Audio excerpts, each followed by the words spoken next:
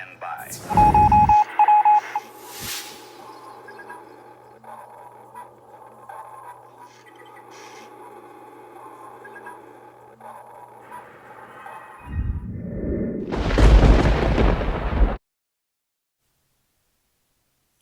DoorKickers, Panzer Demon.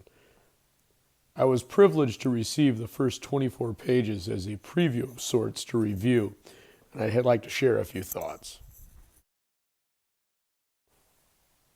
Comic books are obviously a visual medium, one where the pictures tell the story and the dialogue and the narration is there to complement and help guide the reader through.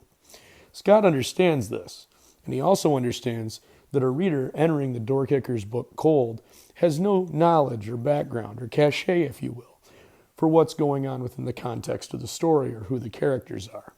So he does something that is often done in these examples, and he opens with a very good action beat. This allows the story to progress through, draw the reader in, while at the same time giving Scott, as the writer, a chance to offer up information that the reader can slowly start to gain an understanding of the background. With the reader now engaged in the composition, the story begins to flow on its own. At times, the dialogue and narration can be a little bit clunky, but that's understandable given that this is Scott's first professional work. Additionally, there's some technical military lingo that might be difficult for a non-military person to understand as they go through it. Some notations are offered as far as what things mean, but there could be a little bit more, and things could be a little bit better streamlined. For the most part, though, it's an engaging story that you want to continue turning the pages, even if at times you do have to chew through the dialogue a little bit. The line work and coloring are professional and exceed that which you would normally find in a standard Marvel or DC book, the standards that you've come to expect from Comicsgate. There are a few minor issues. You have a little bit of the slip sliding effect on some of the pages, where the quality of the line work deviates slightly from the bar that was set earlier as you move down the page. The coloring depth of the book is beautifully done. Light sourcing and shadow work especially need to be commended.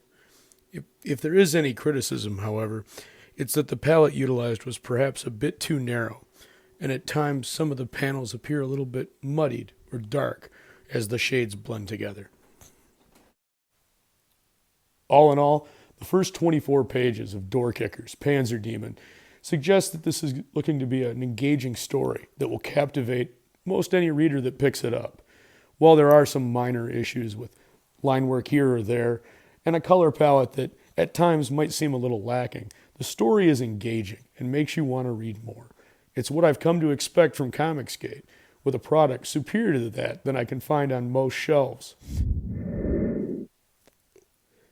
I am oldest on the farm, and I'd like to thank Scott for this opportunity to review DoorKickers, Panzer Demon, the first 24-page preview.